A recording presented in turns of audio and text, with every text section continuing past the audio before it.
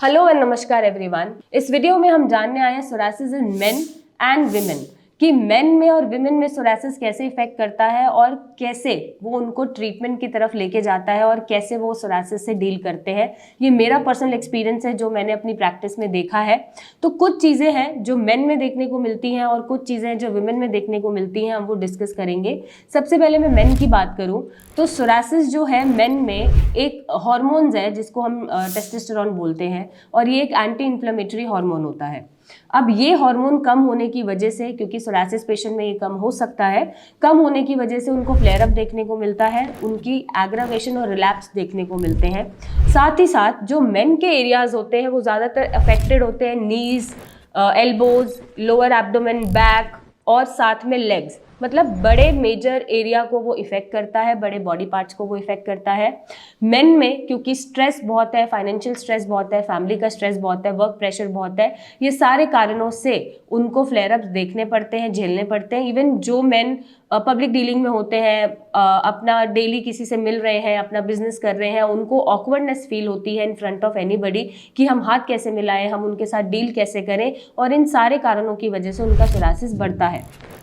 Burning के साथ साथ बहुत डिस्टर्बेंसेस देखने को मिलते हैं और थोड़ा सा, क्योंकि लाइफस्टाइल चेंजेस ऐसे होते हैं कि आपको अल्कोहल नहीं लेना, बाहर का खाना नहीं खाना, मेन के साथ थोड़ा कॉम्प्लिकेशन होता है कि वो उसको फॉलो कम कर पाते हैं, क्योंकि एक सोशल पीयर प्रेशर है कि उन्हें दो लोगों के साथ बैठना है तो ड्रिंक भी लेना है, ये खाना भी खाना है। वैसे ये पर्सन टू पर्सन वेरी भी करता है। कुछ मेन होते हैं जो एब्सोल्युटली डाइट फॉलो करते हैं, खाने को रिस्ट्रिक्टेड रखते हैं, सारी इन्फॉर्मेशन मानते हैं और सारे इंस्ट्रक्शंस को फॉलो करते हैं, लेकिन कुछ मेन के साथ थोड़ा डील करने में हमें प्रॉब्लम होता है और वो क्योंकि नहीं कर पाते डाइट एंड रेगुलेशंस को फॉलो, तो वहाँ पे उनकी जो रिकवरी टाइम है वो डिले हो जाता है या वो इफेक्ट करता है। अब अगर मैं बात करूं फीमेल्स की, तो फीमेल्स में जो एरियाज इफेक्टेड होते हैं वो स्कैल्प, फेस और स्किन फोल्ड्स होते हैं। स्किन फोल्ड्स जैसे एल्बो या इधर वाला एरिया जिसको क्यूबिटल फोसा बोलते हैं, घुटनों के पीछे या लोअर एब्डोमेन, ब्रेस्ट के पास, वहाँ पे वो एरिया ज़्यादा अफेक्टेड होते हैं। कह सकते हो कि हाँ, थोड़ा सा हर फीमेल का वेट मेंटेन नहीं होता है, स्किन फोल्ड जल्दी होती है, यहाँ पर बल्ज होते हैं, तो उसकी वजह से वो एरिया ज़्यादा अफेक्टेड होते हैं फीमेल्स में, क्योंकि बहुत एक सोशल इम्पैक्ट होता है कि हम कैसे दिख रहे हैं और हमें एम्बैरेसमेंट हो रही है जो उनका कॉन्फिडेंस लैक करता है। साथ ही साथ सेल्फ इमेज को भी इम्पैक्ट करता है।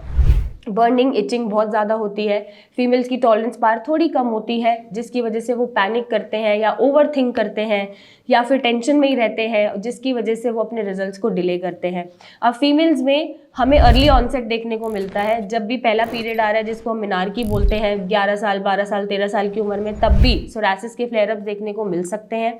या फिर डिलीवरी हो रही है, ब्रेस्ट फीडिंग पे है, मेनोपॉज हो रहा है, कोई भी हार्मोनल फ्लक्चुएशन के साथ उनका सोरासिस बढ़ जाता है। और तो और जब पीसीओडी जैसे कॉमन कंडीशन साथ में जुड़े हो, थायराइड जैसी प्रॉब्लम्स जुड़ी हो, तो वहाँ पे भी उनका सोरासिस फ्लेयर अप होता है या फिर रिलैप्स होता है। अब फीमेल्स में क्योंकि हमें बहुत शौक होता है मेकअप का, कपड़ों का, बाहर जाने का, अच्छे रेडी होके जाने का, तो ये सारी चीज़ें जब सोरासिस हो जाता है तो ये इफेक्ट करती हैं और वो बहुत टेंशन में चली जाती हैं। वेल फीमेल्स, मैं आपसे यही कहना चाहूँगी कि आप थोड़ा सा ओवर थिंक करना बंद करें, अपनी प्रॉब्लम्स को समझें, हार्मोनल इश्यूज़ को समझें, साथ में अपने मूड स्विंग्स को कंट्रोल करते हुए, स्ट्रेस ना लेते हुए आप अपनी रिकवरी बहुत जल्दी कर सकते हैं और सही डाइट फॉलो करते हुए आप अपने सोरासिस को रिलैप्स होने से बचा सकते हैं। तो ओवरऑल अगर मैं बात करूँ, चाहे वो मेन की बात हो चाहे वो विमेन की बात हो, अगर आप अच्छे से इंस्ट्रक्शंस फॉलो कर रहे हैं, ज़्यादा पीयर प्रेशर नहीं ले रहे हैं, सोरासिस को देख के लोग क्या कहेंगे